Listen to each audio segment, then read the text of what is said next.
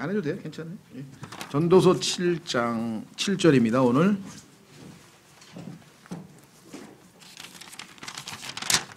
전도서 7장 7절 하나님께서 인간에게 주신 지혜를 가지고 해 아래의 삶을 잘 관찰하고 분석하고 나름대로 논리적으로 결론을 내려서 인간이 최대한 생각할 수 있는 모든 것들을 여기다 기록을 해 놓았습니다. 그래서 어떤 내용은 그렇죠? 예를 들면 우리는 신약 교리는 하늘에 있는 하나님의 지혜를 통해서 알고 있는 것을 지금 솔로몬이 전혀 염두에 두지 않고 지금 해 아래에서 자연인, 거듭나지 아니한 자연인의 관점에서 봤는데 하나님께서 주신 지혜가 나름대로 있으니까 그 지혜를 통해서 관찰을 한 것이죠. 그러다 보니까 어떤 경우에는 예를 들면 지금 주어진 상황을 그대로 관찰했을 때 솔로몬이 내린 결론은 결국은 모든 것이 헛되다는 결론을 내렸고, 그래서 나중에 우리가 하나님을 만나고 나서야 이 모든 모순과 공허함과 허황됨 이 모든 것들이 해결된다.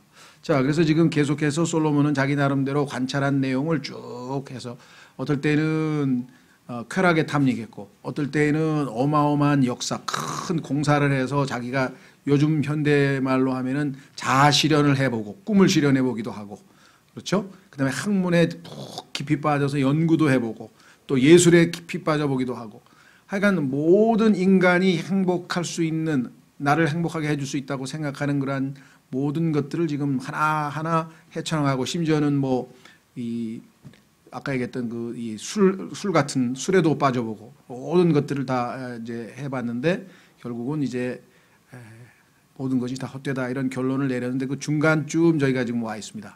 그 중간중간에 인간이 관찰했을 때 우리가 동의할 수 있는, 수긍할 수 있는 내용도 많이 있죠. 예를 들면 7절에 보면 7장 7절 참으로 학대는 지혜로운 자를 미치게 하며 뇌물은 마음을 파멸시키느니라. 살아보니 학대, 사람들이 학대당하는데 우리가 이 세상에 보면은 많은 사람들이 불의한 학대를 많이 당하죠. 예. 뭐 권력에 의해서 학대를 당한 사람도 있고, 저 뭐 중동 지역에 또 엊그제 보니까 뭐 이 인도 같은 데는요, 이게 뭐 거의 정말 어마어마하게 그 특히 여자들이 이렇게 학대당하는 그 내용들이 뭐 아주 굉장하더라고요. 또 중동도 마찬가지고요. 예. 그 다음에 뭐 중남미 쪽으로 가면 또 이 가난한 사람들에 대한 학대가 또 어마어마하게 크죠. 예. 뭐 다양한 형태의 지금 그 학대를 당하는 사람들이 많이 있기 때문에 그것을 가만히 관찰하고 있다 보면 지혜로운 사람은, 똑똑한 사람은 보면은 그게 여기 나와 있죠. 미치게 하며. 요 mad라고 하는 영어 단어는 문맥에 따라서 두 가지가 가능합니다. 그러니까 이제 여기 문맥으로 봐서는 앞에 4장 1절에 나왔기 때문에 그걸 근거로 해서, 예를 들면 4장 1절 한번 확인해 보겠습니다.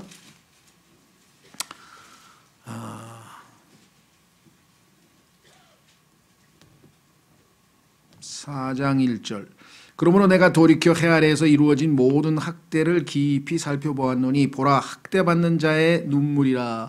그들에게는 위로자가 없었도다. 그들을 학대하는 자들의 편에는 권세가 있었으나 그들에게는 위로자가 없었도다. 그래서 정말 억울한 학대당한 사람들에 대한 얘기를 했는데 거기에 대한 반응이 자 몇 가지냐. 성경에 보니까 일단 여기 미친다 그랬는데요.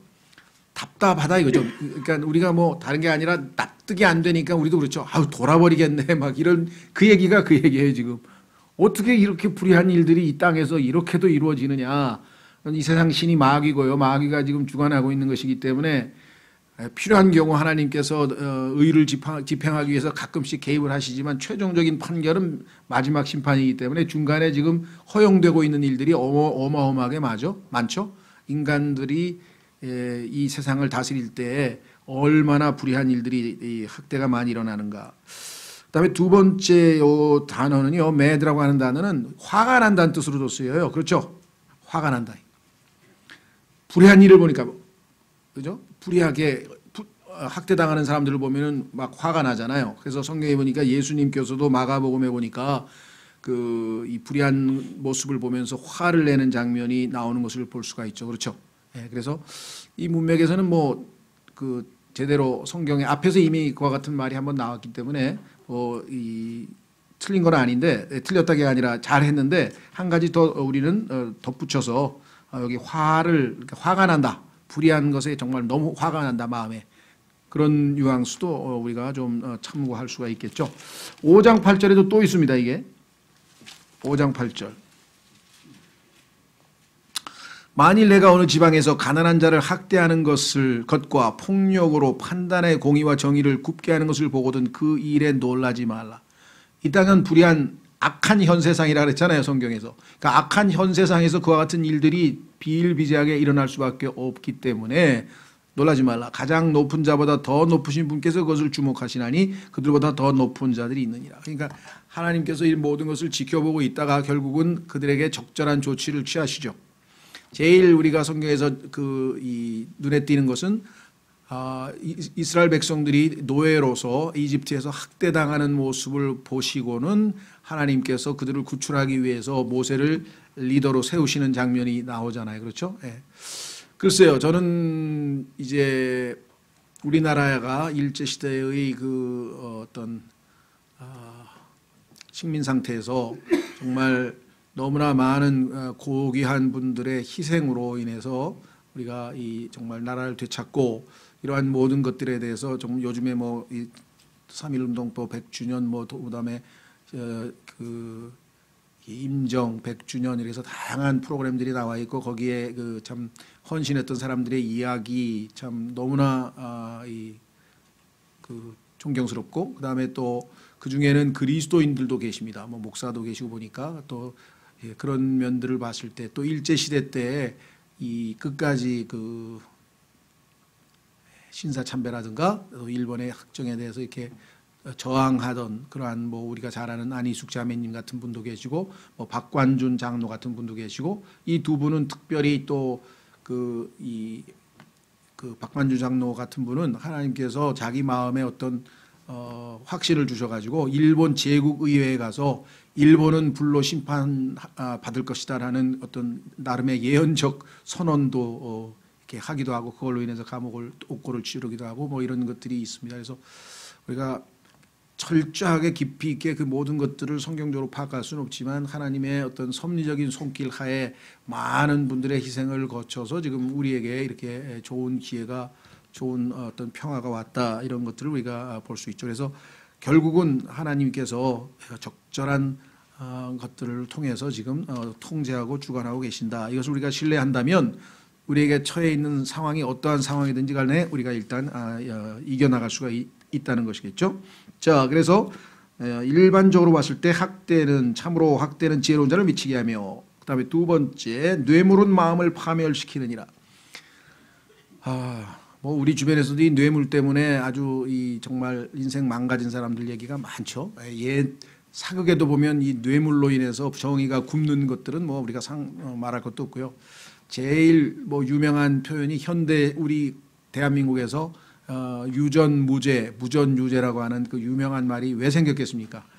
얼마나 많은 사람들이 돈이 있으면 죄가 있는데도 무죄가 되고, 그렇죠. 돈이 없는 사람은 죄가 없는데도 유죄가 되는 그러한 일들이 우리 사법 또 재판 과정에서 아주 자주 등장하기 때문에 아예 그런 용어 자체가 입에 아주 회자되고 있는 것을 보게 되면 이 땅에서의 참 불의에 대해서 우리가 참 그리스도인으로서 때로는 우리도 아주 의분에 떨 때가 있죠.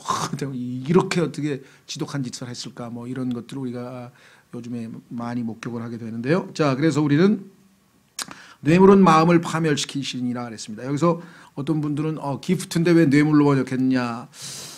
이것도 저도 이제 고민입니다. 이 기프트라고 하는 말이 선물인데 선물의 종류에는 진짜 하나님께서 우리에게 주신 선물. 그걸 우리는 이제 옛날에는 은사라고 번역했죠. 근데 우리는 지금 있는 그대로 번역했어요. 선물. 하나님께서 우리에게 주신 선물 보니까 에베소서에도 나오고 로마서에도 나오고 그렇죠. 또 우리 하나님께서 교회에 주신 여러 선물들이 있는데 그걸 우리는 예전에는 은사라고 이제 번역을 했어요.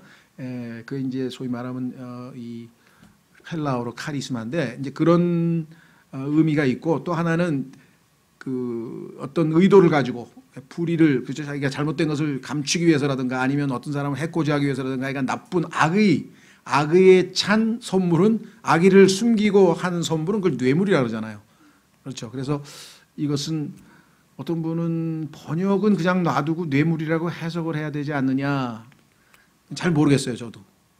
기프트라고 하는 것을 선물로 하고 여기서의 선물은 뇌물을 뜻한다라고 이렇게 해석을 하고 설명해 주는 게 좋은 건지, 번역을 할 때 문맥에 따라서 뇌물이 맞으면 뇌물로 번역하는 것이 좋은지는 아직은 저도 잘 모르겠습니다. 이게 하여간 그렇다는 걸 기억하시고요. 그 다음에 일의 끝이 일의 시작보다 낫고 영안에서 참는 자가 영안에서 교만한 자보다 나으니, 일의 끝이 일의 시작보다 낫고, 뭐 제일 적절하게 해당되는 것은 예수 그리스도의 인생이죠. 마지막 순간에 예수님은 영광을 받으셨고요. 처음에 내려올 때는 아주 굴욕적인 낮은 단계로 내려오셨지만 성경에 따르면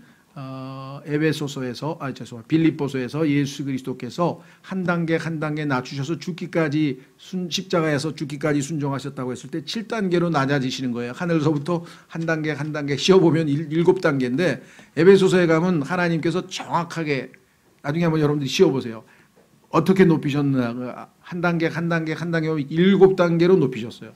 하나님께서는 심은 대로 거두는, 너무나 정확하시게 7단계로 낮아지셔서 이 땅에 오셔서 겸손히 하나님 앞에 자신을 내어드린 주님을, 그 순종함을 높이 평가하셔서 나중에 마지막에 7단계로 다 높이신 내용이 에베소서 1장에 나오게 됩니다.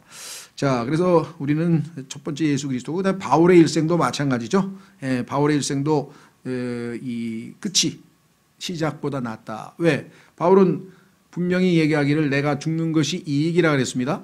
그렇죠. 빌립보서 1장 21절에 죽는 것이 이익이라고 하는 확신을 가지고 있었고, 더더군다나 고린도 후서에서도 죽는 즉시로 주와 함께 있게 될 것이다. 그러니 이 땅에서 주님의 실체는 지금 하늘에 계시고, 그렇죠. 육체로 치자면, 몸으로 치자면 예수님은 하늘에 계시고 나는 지상에 있으니 나로서는 주님과 함께 있는 것을 훨씬 더 선호한다. 이렇게 얘기를 했습니다. 뿐만 아니라 그 디모데 후서에서는 자기가 죽는 순간에 받게 될 의의 왕관에 대해서 확신에 차서 이야기를 하고, 우리에게도 주님의 나타나심을 사랑하는 모든 자들에게 이 관을 주실 것이라고 하는 강력한 권면도 했던 것을 보면 마지막이 더 나았던 것을 우리가 보게 되죠. 자, 그래서 우리는 뒤에 영안에서 참는 자가 영안에서 교만한 자보다 나으니, 뭐 인내와 교만을 비교할 때 그게 어떤 것이 더 나은지를 모르는 사람은 없을 거고요. 성경에 보니까 이 인내에 대해서 뭐 다양한 얘기가 나옵니다만, 우리 그리스도인들이 좀 적용해 보면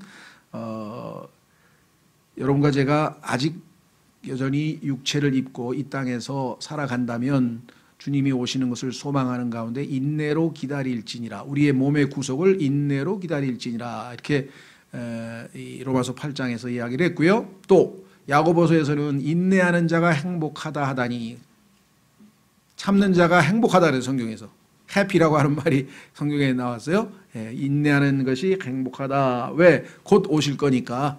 그래서 그 소망은 성취될 것이니까, 그래서 행복하다. 이렇게 성경에서 말씀을 했죠. 반면에 뭐 교만에 대해서는 여러분 잘 아시는 것처럼 교만은 뭐 패망의 선봉이다.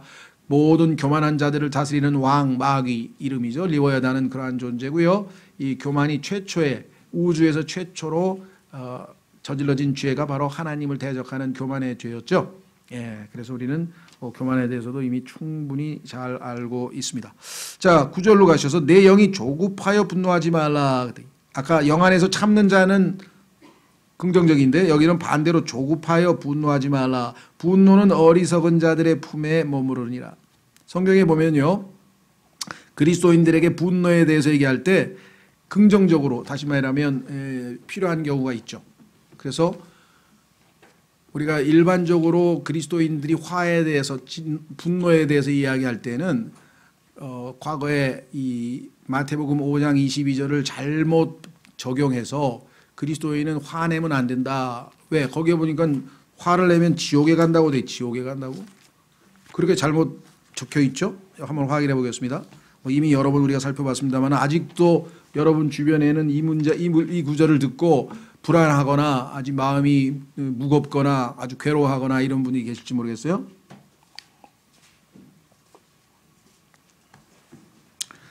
마태복음 5장 22절. 마태복음 5장 22절. 나는 너희에게 이르노니 누구든지 까닭 없이 자기 형제에게 화를 내는 자는 심판의 위험에 처하게 되고, 누구든지 자기 형제에게 라가, 바보란 뜻이죠. 바보야, 이 바보야, 라가 하고 말하는 자는 공회의 위험에 처하게 되거니와 누구든지 너 어리석은 자여 하고 말하는 자는 지옥불의 위험에 처하게 되리라. 자, 그러면 화를 내면 심판의 위험에 처하게 된다고 지금 22절에 나와 있는데, 여기에 지금 누구든지 까닭 없이라고 하는 표현이 여기 들어가 있습니다. 그렇죠? 예, 까닭 없이, 이유 없이. 그런데 이 까닭 없이라고 하는 단어가 킹제임 성경을 제외한 모든 성서에서 제거되어 있어요. 그러면은 누구든지 자기 형제에게 화를 내는 자는 심판의 위험에 처하게 되고, 성경에 보니까 하나님께, 성경에서 화라고 하는 단어가 아마 270여 번 나오는데 하나님께서 화내신 경우가 200번이에요. 하나님 엄청 화를 잘 내세요. 왜? 다 이유가 있으니까. 그렇죠? 이유가 있는데 화내는 건 이상한 거죠. 그렇죠? 예, 분명한 이유가 있는데 우리가 화를 안 내는 것은 오히려 잘못된 겁니다. 그래서 분명히 이유가 있어야 돼요. 화를 내야 될 이유가 있어야 되고요. 첫 번째는. 두 번째는 여기 지금 전도서에서 본 것처럼 서두르면 안 됩니다. 조급하면 안 돼요. 자, 한번 확인해 보겠습니다. 에베소서 4장. 에베소서 4장. 화를 낼 때는 첫째는 이유가 있어야 되고, 두 번째는 조급하면 안 됩니다. 조급하면. 에베소서 4장 26절.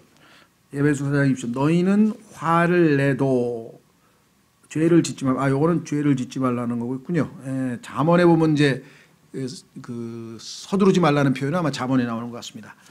그러니까 아까 지금 전도서에도 나왔고 잠언에도 나왔고, 화를 내는 거는 괜찮은데 필요할 때는, 이유가 있을 때는, 그러나 조급해서는 안 된다 그랬고요. 여기서 지금 우리가 에베소서에서 찾는 거는 죄를 짓지 말며 그랬습니다. 이게 지금 뭐냐? 화를 내도 죄를 짓지 말자는 얘기는, 화는 이유가 있을 때 거기에 대해서 우리의 당연한 반응이지만, 죄를 짓는다고 하는 것은 자기가 의로운 심판관이 돼서 자기 의를 내세우고 주장하는 거예요. 그렇죠. 그렇게 되면 그건 이제 죄가 되고, 더더군다나 여기 지금 끝까지 끝부분에 보면 해가 지도록 진노하지 말고, 그 얘기는 뭐냐면 빨리 화를 풀어야 되겠죠. 오래 가면 그것은 당연히 또 죄가 되는 것입니다. 그래서 우리 그리스도인들과 화해, 그 분노에 대해서는 성경에서 이렇게 우리에게 가르침을 주고 있다라고 성경에 기록되어져 있네요. 조심하십시오. 여기 보면은 be angry가 또 명령어로 분명히 나와 있어요. 그래서 화를 내야 될 때는 우리가 내야 한다라는 사실을 잊지 마시고요. 자, 다시 돌아옵니다. 전도서.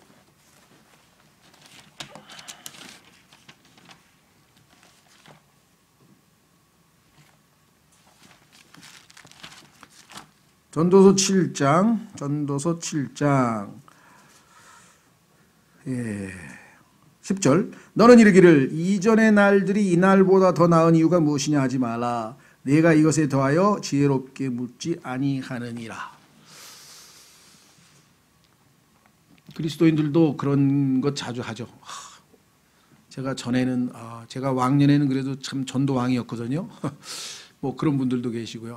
제가 예전에는 한 번 기도하면 그냥 거의 뭐 1시간을 열심히 기도했는데, 성경도 제가 무지하게 많이 읽었었거든요.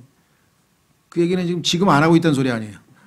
그러니까 옛날에 얘기하지 마시고, 그 다음에 옛날 얘기할 때 대부분 보면 약간 과장이 들어갑니다. 그렇죠. 있는 대로 얘기 안 하고 거기다 과장을 얘기. 그러니까 현재 주어진 상황에 지금 하나님께 만족하고 감사하면 옛날 찾을 이유가 없는데, 뭔가 지금 불만이 있고, 그죠? 하나님께서 왜 나에게 지금 이렇게 복을 안 주시는 거야? 아니면 내가 지금 이런 일을 당할 사람이 당할 처지가 아닌데 왜 그럴까 하고, 뭐 이런 것들에 대한 불만, 이런 것들이 있을 때에는 자꾸 옛날 찾게 되어 있죠. 그렇죠. 자, 그래서 그런 의미에서 이것은 좋은 것이 아니다. 왜? 내가 이것에 대하여 지혜롭게 묻지 아니하느냐. 항상 주어진 현재가 중요하죠. 오늘 이 순간, 바로 지금. 복음도 마찬가지입니다. now라 그랬잖아요. 지금이 구원의 날이요, 지금이 하나님께서 받아주시는 때라 그랬죠. 신앙생활도 지금 뭐예요? 지금 하루하루 한순간 한순간이 주님 앞에서 평가받고 지금 진행되는 것이 과거에 어떻게 한 것 아닙니다. 그래서 바울은 빌립보서 3장에서 나는 내가 아무리 뭐 과거에 전도도 많이 하고 뭘 했던 그것이 중요한 게 아니고 항상 나는 뒤를 돌아다보지 아니하고 앞을 향해서 높은 부르심의 상을 향해 전진해 나간다 그랬죠? 여러분과 저도 과거 얘기하지 말고 한번 확인해 보겠습니다. 빌립보서 3장에서 바울은 뒤를 안 돌아본다 그랬어요.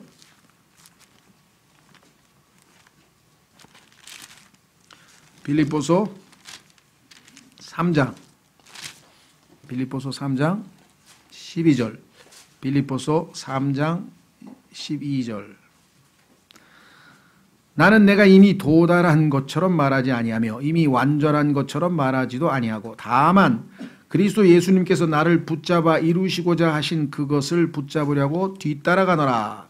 형제들아 나는 내가 이미 붙잡은 줄로 여기지 아니하고 다만 이 한 가지 일을 행하나니 내가 한 가지 딱 내 목표는 뭐냐 곧 뒤에 있는 그것들은 잊어버리고 앞에 있는 그것들에 도달하려고 나아가 그리스도 예수님 안에서 하나님의 높은 부르심의 상을 받으려고 표대를 향해 밀고 나아가노라. 그렇죠? 앞을 보고 전진하는 것이 그리스도인의 생활이다 이렇게 얘기했습니다. 자, 다만 우리가 뒤를 과거 옛날 얘기하는 것은 뭐냐? 오늘날 하나님의 법칙은 하나님께서 세우신 법칙은 이 땅에 지금 진행되고 있는 법칙 중에 하나는 뭐냐면 물리학에서 얘기하는 그 엔트로피라고 하는 뭔가 자꾸 나쁜 쪽으로 일이 진화로는 너무나 주어진 이 객관적 사실에 대해서 정반대로 생각한 거예요. 성경에서 하나님은 하나님의 형상대로 지음받은 가장 고귀한 존재였던 인간이 타락하고 지금 계속 밑으로 타락해서 마지막 인간의 최종적인 그 모습은 그들이 용을 경배한다. 용을 경배하는 것으로 인간은 마지막 최후의 심판이 임하게 되어 있는데 진화론자들은 인간이 저 뭐 동굴에서 살다가 아니면 더 들판에 살다가 그 다음에 동굴에서 살다가 뭐 이래가지고 점점 다 좋아졌다고 지금 생각을 하잖아요. 그렇죠? 근데 생물학자들은 스스로가 용납을 못하는 게 있어요.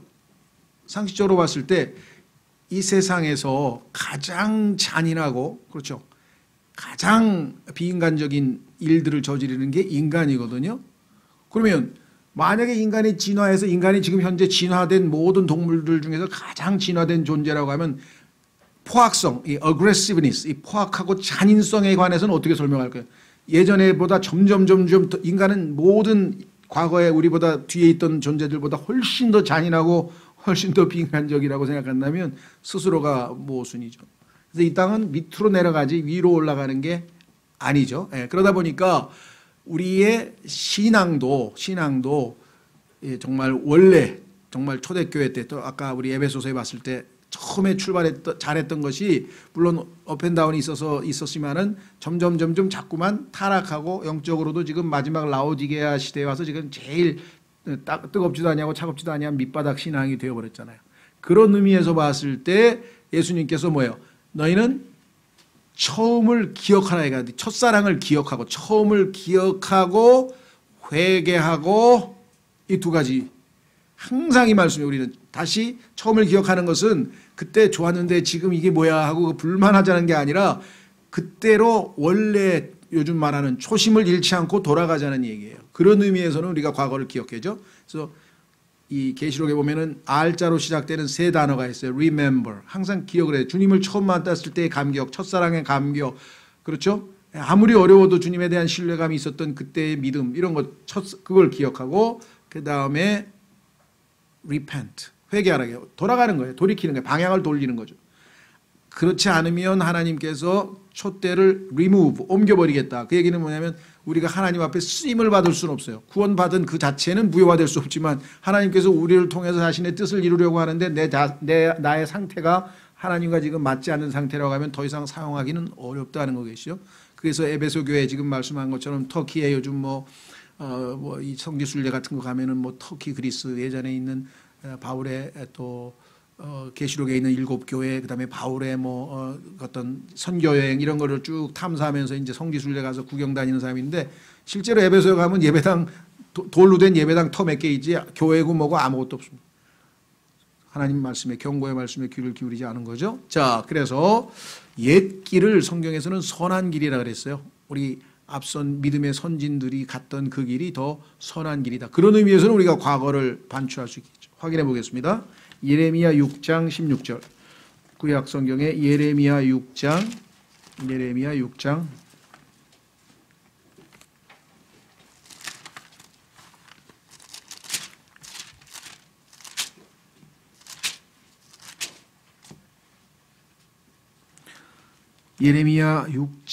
16절. 주가 이같이 말하노라. 너희는 길들 가운데서 서서 보며 옛 행로들, 옛날 길들, 옛 행로들 곧 선한 길이 어디 있는지 물어보고 그 길로 걸어라. 그리하면 너희가 너희 혼을 위한 안식을 얻으리라. 그러나 그들은 말하기를 우리가 그 길로 걷지 아니하리라 하였으며. 이렇게 해서 불순종했지만 하나님은 분명히 옛 길이라 그랬습니다. 그래서 우리 특히 청교도 시대에 아주 주님과의 친밀한 교제 가운데 아주 옛 우리 믿음의 선배들의 아주 주옥 같은 아주 이 글들이라든가 이런 것들이 우리에게 얼마나 큰 유익이 되는가. 자, 다시 돌아오셔서 이제 전도서로 다시 돌아갑니다. 11절. 지혜는 상속재산과 더불어 좋은 것이니. 그렇죠. 지혜를 상속재산을 받아서 잘 사용하고 하나님께 영광 돌리는데 얼마든지 좋은 데 쓸 수 있습니다. 해를 쳐다보는 자들에게는 그것을 통하여 유익이 있도다. 그 얘기는 뭐냐면 살아있는 사람에게는 유익이 되고 해를 쳐다보지 못하는 처지에 있는 사람에게는 상속재산이 무슨 의미가 있겠습니까? 다 이미 죽었는데. 그렇죠? 자, 그래서 특별히 11절은 이렇게 어려운 말씀은 아니고요. 자, 12절로 갑니다. 12절. 지혜는 방벽이며 돈은 방벽이다. 이 방벽이라고 하는 말은 방어해주는 벽, 디펜스라고 그랬는데요. 그러니까 여러 가지 어려움이 닥쳤을 때, 인생에 여러 가지 시련이 닥쳤을 때 지혜로운 사람은 그것을 잘 방어해낼 수가 있다, 이런 말이고요. 또 돈이 얼마나 또 이 인생에 있어서 위험한 순간에, 여러분 특히 뭐 유대인들이 그 가스실에 안 가고 살아남은 사람들이라든가 그 나치의 여러 이 독재를 피해서 숨은 사람들의 이야기를 들으면 다 돈 써서, 그렇죠? 돈을 주고 뇌물을 줘서, 뭐 뇌물이라고 할 수 있겠지만 그러니까 어쨌거나 살아남기 위해서 돈을 써서 피한 사람들이 얼마나 많겠어요. 그렇죠? 자, 그래서 뭐 이건 상식적으로 뭐 우리 삶에 있어서 돈의 위력에 대해서 이 자본주의 시대에, 이 신자유 시대, 자유주의 시대에 모르는 사람은 거의 없죠. 자, 그래서 또 성경에서 이 돈 문제에 대해서 또 얘기했네요. 10절.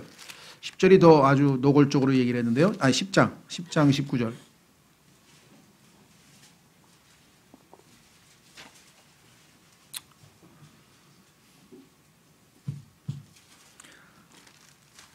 이 땅에서 살다 보니까 돈이 정말 필요하다 뿐만 아니라 위력이 대단하다 이거죠. 돈의 위력이 또 대단합니다. 10장 19절. 잔치는 웃음을 위해 베풀며, 잔치집에 가서 우는 사람 없죠. 포도즙은 즐겁게 하되. 그렇습니다. 거기 나와 있죠. 돈은 모든 것에 쓸모가 되느니라. 쓸모가 있느니라. 영어로는 이 표현을 answers란 말 썼네요. 답변한다. Money answers all things. 돈은 모든 것에 대한 답이다. 그러니까 뭐 위력이 대단한 거죠. 돈은 모든 것에 대한 답이다. 뭐 삶을 살면서 이 돈의 위력에 대해서 뭐 실감하지 않는 사람이 어디 있겠습니까? 자, 다시 돌아옵니다. 그런데 돈보다 더 중요한 것은 지혜다. 이게 돈과 지혜가 있을 때 어떤 것을 선택하는가. 어리석은 사람은 돈을 선택하고요. 지혜로운 사람은 지혜를 선택한다. 12절 뒤에. 그러나 지식의 뛰어난 점은 지혜가 그것을 소유한 자들에게 생명을 준다는 것이라. 지혜는 돈은 줄 수 없는 것을 줘요. 그것이 뭐냐면 생명이죠. 신약적으로도 우리가 분명히 디모데후서에 보면은 성경 기록이 우리에게 지혜로운 자들을 지혜롭게 만들어서 결국은 그리스도 안에 있는 믿음을 통해서 구원을 가져다 준다. 이렇게 성경에 써 있죠. 한번 확인해 보겠습니다. 디모데후서에 가면 지혜는 예수님을 택하도록 해줘요. 예수님이 우리의 주인이라는 사실을 알게 해줘. 그러면 결국은 우리는 지혜를 통해서 구원을 받을 수가 있죠. 자, 디모데후서 3장. 그래서 아직 여러분 주변에 있는 뭐 주일학교에서도 마찬가지입니다. 주일학교 안에 있는 학생들 중에는 아직 마음으로 확실하게 예수님을 믿고 어떤 구원의 확신이 없는 아이들도 얼마든지 있을 수 있죠. 어린 나이에 충분히 이게 와닿지 않을 수도 있어요. 머리로는 알지만 배워서 반복 배워서 그러나 어느 한 순간에 그것이 하나님께서 역사함으로 말미암아 역사가 일어나죠. 여기 기록되어 있습니다. 15절 14절 디모데후서 3장 14절부터 디모데후서 3장 14절 그러나 너는 배워서 확신하게 된 것들 안에 거하라.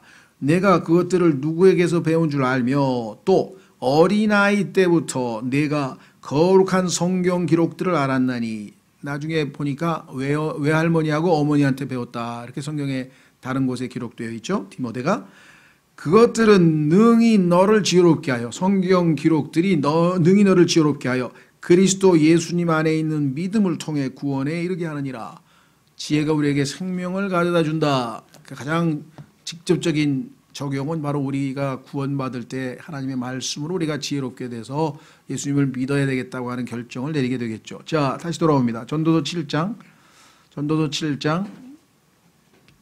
13절 하나님의 일을 깊이 생각해 보라. 그분께서 굽게 하신 것을 누가 능히 곧게 하겠느냐. 자, 하나님께서 굽게 하셨다는 얘기는 창세기 3장에 이 땅에 인간이 타락한 이후에 하나님께서 땅을 저주하시고 아담을 저주하시고 이브를 저주하시고 그래서 그 저주로 인해서 이 땅에 있는 모든 것들이 다 굽어져 버렸죠. 원래 하나님께서는 어떻게 했습니까? 곧바로 똑바로 영어로는 이게 up은 위죠. upright 위로 삐뚤삐뚤 아니고 upright 아주 곧바로라고 번역했는데요. 하나님께서는 인간을 곧바로 창세기에서 1장에서 하나님의 형상대로 만든 인간은 곧바랐는데 인간이 여러 가지 꾀를 내가지고 결국은 죄로 빠졌죠. 자, 그래서 넘기시면 한 장 바로 그 전도서 7장에 써 있어요. 7장 29절. 전도서 7장 29절에 보면은 보라 내가 발견한 것은 오직 이것이니 곧 하나님은 사람을 곧바르게 만드셨으나 그들이 많은 장안문을 찾아냈다는 것이다. 이 장안문이라고 하는 말은 영어에 이제 inventions라 그랬는데 현대 우리 사회에서는 발명품이라 그러죠. 인간이 발명품이라는데 여기는 뭐냐면 꾀를 내 가지고 아주 그 하나님 앞에 곧바로 하나님이 곧바르신 분이니까 똑바로 가야 되는데 비뚤비뚤 하면서 여러 가지 꾀를 부렸다 이거죠. 자, 그래서 일반적으로 우리가 사람의 본성에 대해서 과거에 이 옛 성현들이나 옛날 사상가들이 두 가지 견해를 주로 얘기를 했죠. 소위 말하면 성선설이냐 성악설이냐. 인간은 태어나면서부터 선하냐 악하냐 문제를 놓고 뭐 동양의 맹자 같은 사람은 성선설을 주장을 했고요. 그다음에 순자라고 하는 사람은 성악설을 주장했다. 뭐 이렇게 알려져 있어요. 그리고 기타 이 자유주의 또는 자연주의 사상가 이런 사람들은 서양에서는 성선설, 뭐 장자크 루소라든가 이런 사람들은 성선설을 주장하고 다만 악한 환경에서 살다 보니까 인간이 악하게 됐으니 좋은 환경, 즉 자연으로 돌아가면 원래 인간의 순수하고 선한 모습이 나타날 것이다 이렇게 생각을 했었어요. 그러나 기독교는 아시다시피 당연히 뭡니까? 아담의 후손으로 태어난 인간은 모두 다 죄성을 물려받고 태어났으니까 성악설이 맞죠. 그렇죠? 예. 그러나 한 가지 조심해야 될 것은 처음부터 성악설은 아니었어요. 지금 현재 우리가 다 아담이 타락 이후에 당연히 성악설이지만 여기 분명히 하나님은 사람을 곧바로 만드셨다 그랬잖아요. 그렇죠? 예. 원래는 하나님이 선을 보시기에 좋았더라 그러죠. 굿. 그렇죠? 좋았더라고 했는데 여기서 지금 창세기 3장에 타락이라고 하는 결정적인 사건이 있고 나서 그 이후에 우리는 하나님의 형상대로 태어나는 게 아니라 아담이 자기 모양대로 자기 형상대로 자녀들을 낳았으니까 다 죄성을 지닌 채로 태어나니까 현재 기독교적 인간론, 기독교가 인간을 바라보는 기독교적 인간론은 성악설이죠. 인간은 악하다죠. 그렇죠? 이 인간은 악하다고 하는 것이 현대의 휴머니스트, 소위 말하면 아주 인간적이고 인간에 대한 애착이 강한 사람들에게는 굉장한 불만이에요. 기독교에 대해서 제일 이 사람들이 싫어하는 게 뭐냐면 성악설이에요. 성악설. 왜 인간이 악하냐? 나는 선한데 예를 들면 나는 착하게 살았어. 난 바르게 살았는데 왜 자꾸만 성경에서 나보고 죄인이라 그러고 악하다 그러고 지옥에 간다 그러고 왜 그러는 거야. 이런 사람들이 제일 딱해요. 왜? 아예 악하게 살아버린 사람은 그래 나 원래 악해 어쨌다는 거야 내가. 그리고 막 살아버리면 그만이지만 그래도 이 땅에서 착하게 살려고 그냥 발버둥 치고 나름대로 존경받고 막 이런 사람인데 성경에 따르면 그러한 인간의 모든 의로움도 하나님 보시기에는 다 더러운 걸레와 누더기와 같다고 했으니 하나님의 거룩하심의 수준에서 보면은 그것은 선한 게 아니죠. 그래서 성경에 보니까 의인은 없나니 단 한 사람도 없다라고 성경에 했고 선을 행하는 자가 단 한 사람도 없다. 그건 하나님의 기준에서 그런 것이고요. 우리가 인간적으로 보자면 뭐 착한 사람 셌죠. 예, 많아요. 있어요. 의로운 사람도 있고. 그러나 하나님의 기준에서 보면은 절대 기준에서 보면 당연히 그건 없게 되는 것이겠죠. 그렇죠. 예, 그래서 하나님의 일을 깊이 생각해 보라. 그분께서 굽게 하신 것을 누가 능히 곧게 하겠느냐. 곧게 하실 수 있는 분은 딱 한 분 하나님밖에 안 계시겠죠. 자, 확인해 보겠습니다. 이사야서 42장 16절. 이사야서 42장 16절에 보면 하나님께서 굽은 것을 곧게 하시겠다. 똑바르지 못한 게 너무 많죠. 정치도 삐뚤삐뚤. 뭔가 하여간 다 굽어 있어요. 이게 곧바르지가 않아요. 이게 다 어디서 나왔느냐. 창세기 3장에 인간의 타락으로 인해서 저주받고 자연도 저주받고 모든 것이 다 지금 그런 상태에 놓이게 됐죠. 자, 이사야서 42장 16절에 이렇게 말씀을 했습니다.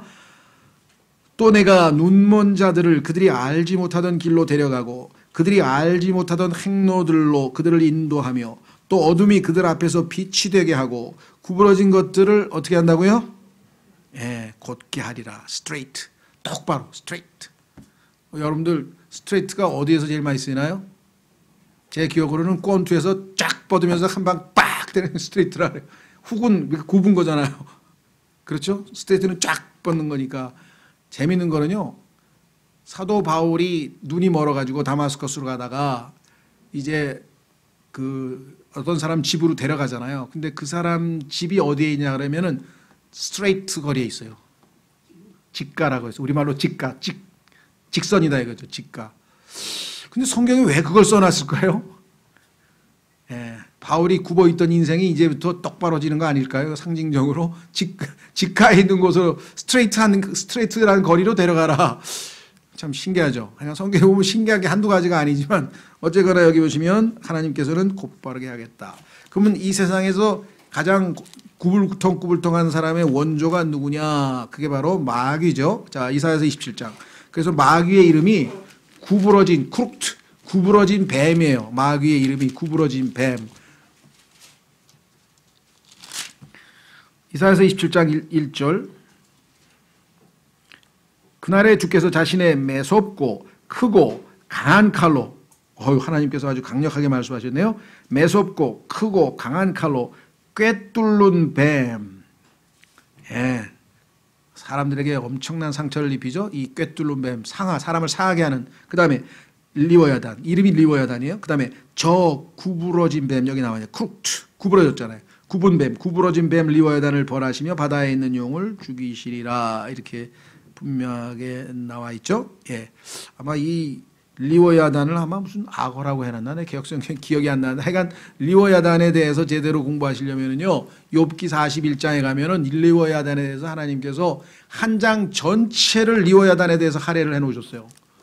그 리워야단을 잘 알아야 되는데 마귀가 자기 정체가 드러날까봐 그거를 악어라고 막 고쳐놓고 뭐 이상하게 뜯어 고쳐가지고 숨겨놨는데, 리워야단이라고 하는 옛 그 구부러진 뱀, 꿰뚫는 뱀, 용이라고 불리는 이 자의 정체에 대해서는 욥기 41장에 하나님께서 34절에 걸쳐서 쫙 써놓고 결론이 뭐냐? 그는 모든 높은 곳을 바라보는 자요. 높은 곳. 스스로를 높이지 말라 그랬는데 높은 곳, 자꾸 높아지려고 하는 사람은 마귀하고 닮았죠? 모든 교만한 자녀들을 다스리는 왕이니라. 교만한 자들을 다스리는 왕으로 결론이 나와 있어요. 그러니까 리워야단이 마귀라고 하는 것은 이 문장 안에 보면 그 내용을 보면요, 우리가 상상의 동물이라고 하는 그 용의 묘사하고 엄청나게 비슷해요. 여기 뭐 비늘 얘기도 나오고요. 비늘. 별 얘기가 다 나오는데 여기 시간이 없으니까 관심 있는 분들은 욥기 강해를 뭐 인터넷으로 들어보시던가 해서 이 리워야단에 대해서도 우리가 좀 정확하게 알아야 됩니다. 왜냐? 성경은 하나님과 인간과 마귀 이 삼각관계에서 모든 일이 결정이 되는 거예요. 성경의 주인공은 하나님과 마귀와 인간이에요. 하나님께서는 인간을 사랑하셔서 인간이 하나님을 사랑하고 마귀를 미워하기를 원하세요. 그런데 인간이 이 마귀에게 자꾸 미혹당하고 그렇게 하죠. 그렇죠? 그래서 마귀에 대해서 성경에서 엄청난 양의 다양한 것들을 성경에 기록해놨어요. 마귀의 특성, 마귀의 이름, 마귀의 타이틀, 뭐 온갖 좀 그렇죠? 이 세 인격체에 대해서 우리가 정확하게 잘 이해를 해야 성경 전체가 이해가 될 수 있는 것이죠. 자, 그 다음에 마지막 구절. 이게 성경에서 또 가장 위대한 구절 중에 하나인데요. 오늘 14절까지만 하고 마치겠습니다. 이미 여러 번 우리가 공부를 했었지만 여기 본문에 오늘 나왔네요. 형통하는 날에는 기뻐하되 역경을 당하는 날에는 깊이 생각하라. 하나님께서 또한 이것과 이것은 형통하는 날, 저것 역경을 당하는 날, 형통과 역경을 마주보게 두신 것은 형통하는 날이 있다가 역경 오는 일이 있다가 더 쉽게 얘기하면 좋은 날이 있다가 나쁜 날이 있다가 좋은 날이 있다가 나쁜 날이 있다가 잘 풀리다가 안 풀리다가 이게 계속 왔다 갔다 하는 거예요. 그래서 아주 엄청나게 좋은 일이 일어나도 너무 기뻐하면 안 돼요. 그냥 적당한 선에서 멈춰야지. 왜? 좀 있으면 엄청나게 괴로운 일이 또 터질 거거든. 욥은 항상 그걸 경계하고 살았어요. 그러다가 꽝 하고 터지니까 내가 두려워하던 일이 드디어 터졌구나 하면서 그때부터 그냥 욥기의 그 내용에 보면 나와요. 자, 여기 보시면 뭐라고 되어 있습니까? 왜 하나님께서 그러시는가? 사람이 자기 뒤에 일어날 일들을 찾지 못하게 하려 하심이로다. 앞일을 모르니까 어떻게 하라고요? 하나님만 의지하고 살라고요. 하나님을 신뢰하고 하나님을 붙들고 왜? 앞일을 모든 것을 다 하시고 우리를 인도하시고 선한 길로 이끄시는 목자 되신 그분을 바라보면서 가야지 내가 예측해서 잘 되겠지 안 되겠지 막 이걸 계산해 가지고는 될 일이 아니에요. 그렇죠? 예. 뭐 나는 다른 사람도 다른 사람이지만 그 사람이 잘했다는 얘기는 아닙니다. 잘하고 못하고를 떠나서 괜히 너무 똑똑해 가지고 그냥 장관으로 뽑혔던 그 조윤선인가 그 양반이 키도 길쭉한 여자가 그냥 푹 고개 숙이고 잡혀가지고 감옥에 들락날락 하는 거 보면서 그 순간에 야, 막 정무수석에 뽑히고 막 무슨 장관에 뽑혔나요? 하여간 뭐 문체부 장관, 뭐 장관 뽑혔잖아요. 막 여성으로는 막 그냥 그렇게 장관 뭐 1년 조금 채 하기도 전에 지금 몇 년째 지금 모르겠어요. 그 사람이 이제 신앙인지 아닌지 모르지만 계속 주목받고 수치거리가 되고 그냥 신문에 나고 방송에 나고 야, 뭐 그런 사람들이 한둘이 아니겠지만 특히 여자다 보니까 아마 더 그런 것 같아요. 그래서 괜히 너무 똑똑해가지고 너무 막 장관 됐다고 마지막 하늘을 찌를 듯 해서 올라갔는데 이렇게 내려가 버렸으니 그런 사람들이 지금 뭐 한둘이 아니죠. 그렇죠? 자, 그래서 여러분들이 하나님이 얼마나 지혜롭습니까? 형통하에 뭐가 잘 풀려. 자, 술술 풀려. 그럼 어떻게 해요? 기뻐하라는 거죠. 당연히 기뻐해야죠. 그런데 어느 순간에 역경이 닥쳤어. 너무 힘들고 어려운 일이 생겼어. 그럼 어떻게 하라 했습니까? 예, 깊이 생각하라 그랬잖아요. 아까 13절에도 하나님의 일을 깊이 생각해보라. 하나님의 일을 깊이 생각해보라. 인간이 타락해가지고 이 땅에 있는 모든 것들이 저주 상태에 놓여서 다 삐뚤어져서 똑바른 게 하나도 없어요. 근데 이걸 누가 바로잡겠어요? 정치가 바로잡겠습니까? 뭐 이 세상에 지혜로운 현자가 나타나서 바로잡겠습니까? 플라톤 같은 사람은 그러니까 똑똑한 철학자가 대통령이 돼서 통치자가 돼서 다스리면은 이 땅이 바로잡힌다는데 바로 잡힙니까? 옛날에 우리 뭐 영의정 뭐 이런 사람들 보면 막 사서삼경 막 통달한 사람들 율곡 이 퇴계 그 사람들이 있을 때 뭐가 바로 잡혔나요? 인간은 바로 잡을 수가 없죠. 하나님께서 바로 잡는다 그랬단 말이죠. 깊이 생각하라. 깊이 생각하라. 또 성경에 보니까 믿음의 창시자의 완성자이신 예수님을 바라보자. 그러면서 뭐예요? 깊이 생각하라. 예수 그리스도께서 앞에 있는 수치를 당하실 때 앞에 있는 기쁨을 바라보면서 수치를 당하신 그것을 깊이 생각하라. 그러면 우리가 얼마든지 역경을 이겨낼 수 있는 힘이 생긴다 그랬는데 여기서도 마찬가지입니다. 역경을 당하는 날에는 깊이 생각하라. 자, 그러면 신약에서는 뭐라고 설명하고 있는지 한번 보겠습니다. 신약 성경에서는 똑같은 내용을 신약 요즘 얘기로 버전이죠. 신약 버전에서는 어떻게 표현하고 있는가? 자, 야고보서 5장으로 갑니다.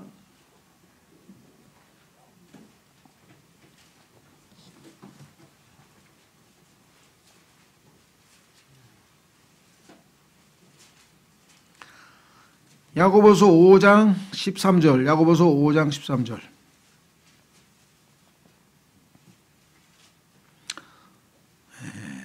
아까 그 11절도 한번 읽어보시죠. 아까 내가 안 찾았지만 여기 마침 나왔으니까. 참는 자들은 아까 행복하다 그랬죠? 참는 자. 아까 우리 전도서에서 보라 참는 자들은 우리가 행복한 자로 여기나니 너희가 욥의 인내를 들었고 인내 참는 것 이러면 행복해집니다. 주께서 주신 결말을 보았거니 왜? 우리는 확고한 소망이 있잖아요. 최종 결말이 좋죠. 우리는 해피엔딩으로 끝납니다. 주께서는 지극히 동정심이 많으시며 친절한 긍휼을 베푸시는 분이시니라. 그러니까 얼마나 우리가 소망이 확고부동하냐. 13절 너희 가운데 고난을 당하는 자가 있느냐. 이게 아까 역경이라고 했죠. 전도서에서는 구약에서는 역경이에요. 고난. 그는 어떻게 하라고요? 기도할 것이요. 구약은 깊이 생각하라 그랬어요. 깊이 생각하면 뭐예요? 생각만 하다 맙니까? 예. 한계가 부닥치잖아요. 인간이 깊이 생각하면 뭐예요? 주여 도저히 이해가 안 됩니다. 나에게 왜 이런 역경이 생깁니까? 하고 생각하다 하면 당연히 하나님께 나아가는 거죠. 그렇죠? 하나님께 나가서 묻고 또 묻고 또 묻고 그래서 하나님의 말씀으로 답변을 얻고 자유함을 얻고 다시 평안함을 얻는 것이죠. 반면에 즐거워하는 자가 있느냐 기뻐하는 일이 벌어졌다 이게 그렇죠. 아까는 형통이라 그랬어요. 즐거워하는 자가 있느냐 그는 어떻게 하고요? 시를 노래할지어다. 찬양이죠. 이게 아까 기뻐하라고 그러죠. 기뻐서 우리가 하나님께 찬송을 부르는 것이죠. 자, 그래서 구약이든 신약이든 우리가 이 땅에서 어떤 일들이 일어나도 얼마든지 대처할 수 있도록 하나님께서 다 해결책을 주셨습니다. 자, 그렇다면은 마지막으로 몇 가지만 정리하고 마치겠습니다. 이 고난과 관련지어서 또는 역경과 관련지어서 자, 첫 번째 역경을 당하게 되면요. 그 역경은 우리에게 어떻게 작용할 것인가 성경에 하나님께서 써놨죠. 어떻게 된다 그랬습니까? 이 세상에 나에게 일어나는 모든 일은 다 최종적인 결과가 어떻게 된다고요? 하나님께서 모든 일들의 최종적인 결과는 합력해서 선을 이루도록 하나님께서 하신다 이거죠.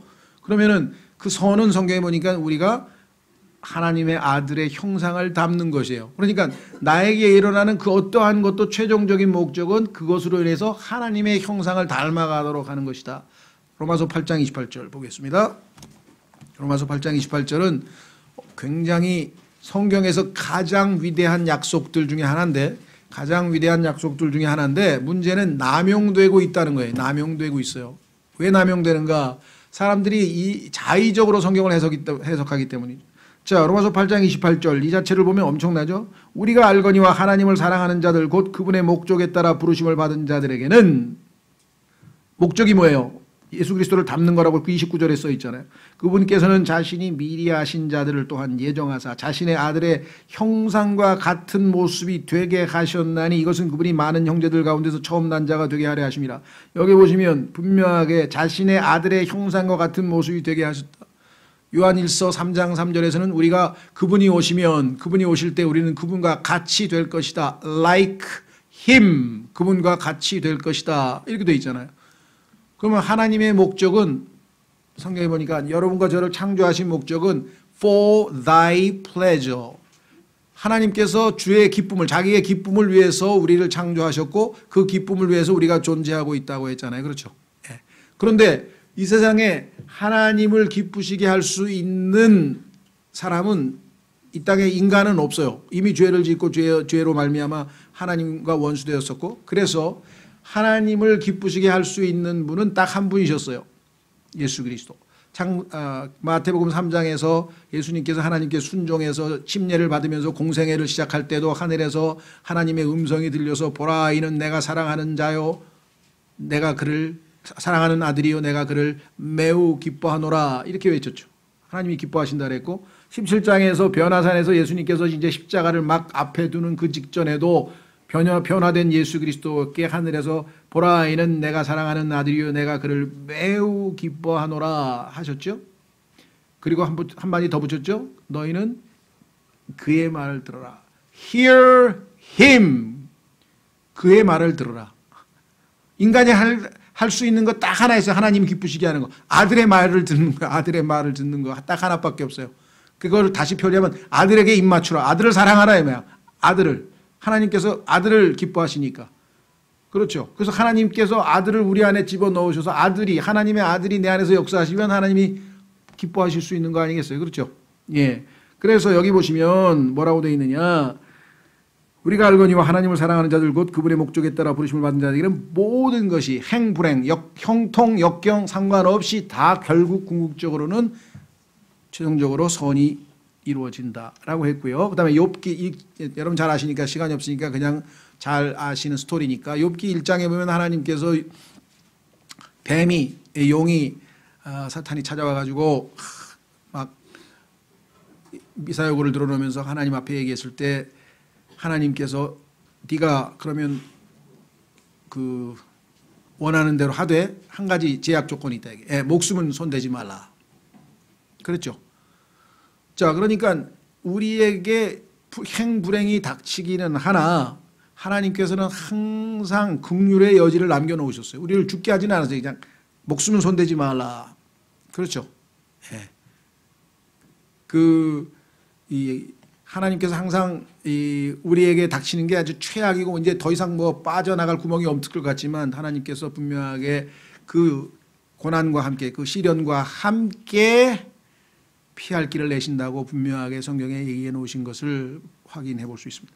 세 번째는 뭐냐면 이게 아까도 얘기했지만 역경이 계속 지속되면 인내심이 부족해서 우리는 좀 더 이상 견딜 수가 없죠. 그래서 항상 제한이 되어 있어요. 성경에서 그걸 뭐라고 표현했느냐. 잠시 동안이라 그랬어요. 잠시 동안. 한번 확인해 보겠습니다. 베드로전서 5장.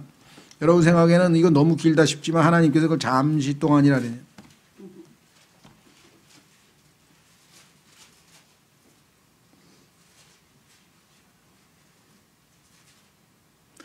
베드로전서 5장 10절. 그러나 모든 은혜의 하나님. 이 말씀 하나에도 얼마나 감사합니까? 모든 은혜의 하나님이에요. 나에게 오는 모든 은혜는 다 하나님으로부터 오는 거죠. 모든 은혜의 하나님 곧 그리스도 예수님을 통해 우리를 부르사 자신의 영원한 영광에 이르게 하시는 분께서 마지막 최종적인 엔딩 아까 있잖아요. 우리의 끝. 우리는 시작은 죄인으로 시작했지만 끝은 영광으로 끝났잖아요. 얼마나 우리의 시작보다 마지막이 더 좋습니까? 그분께서 너희가 어떻게 한다고요? 잠시 고난을 받은 뒤에 너희를 완전하게 하시고 굳건하게 하시며 강하게 하시고 정착시키리니. 군인이 잠시 훈련을 받아야 한 6주 훈련을 또 4주 아예 뭐 장교들은 뭐 3개월 하여간 잠시 훈련을 받아야 늠름한 군인이 되듯이 하나님께서 우리를 강인한 군사로 하시려면은 필요하죠. 그래서 여기 잠시 고난을 받는다라고 성경에 되어 있습니다. 히브리서에도 우리의 징계가 그렇죠. 이제 곧 풀려서 열매 맺는 때가 온다라고 했고요. 자, 그 다음에 마지막으로 아까 우리가 살펴봤죠. 이 징계 또는 역경, 어려움은 항상 우리를 정화시켜 줍니다. 그렇죠. 고난을 당하는 자가 죄에서 그침이라. 모든 일이 만사 형통하고 있으면은요. 조금만 리미트를 넣으면 바로 죄를 져요. 그 절제해서 야 여기까지만 하는 사람 없어요. 그냥 다 오바야 다 죄를 짓고 나중에 후회하게 돼 있잖아요. 그렇죠. 여기까지만 돈 벌고 이제 그만해야지 그런 사람 봤어요? 더 하다가 다 망하지?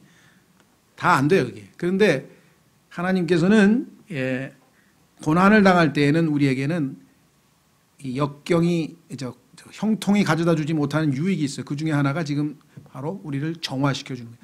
고난을 당하는 자가 죄에서 그쳤습니다. 고난 당하면서 죄 지을 생각을 할 수가 없어요. 왜? 너무 괴로우니까 무슨 죄 생각이 나오겠어요. 하나님 앞에 가서 그냥 어떻게든지 도움을 구하고 간구를 하겠죠. 그렇죠? 예. 자, 그래서 우리는 다시 한번 말씀드리면 고난은 이와 같이 하나님에 의해서 통제받고 결국은 선을 합력해 선을 이룰 수 있고 하나님께서는 항상 피할 길을 여지를 남겨두시고 그리고 지속되는 게 아니라 잠시 동안 일정한 기간이 끝나면 훈련 기간이 끝나면 바로 또 하나님께서 우리에게 그 다음 단계로 인도하시고 그리고 이를 통해서 하나님 앞에 우리를 정결한 상태로 깨끗한 상태로 우리에게 순결한 상태로 유지시켜 주신다 그랬습니다. 그렇죠. 그래서 우리는 역경과 고난에 대해서 얼마만큼 성경에서 우리에게 충분한 말씀들로 우리를 늘 인도하고, 그렇죠, 이 말씀들을 의탁하면 능히 이겨낼 수 있다. 다음 시간에 15절서부터 계속하겠습니다. 다 같이 일어나셔서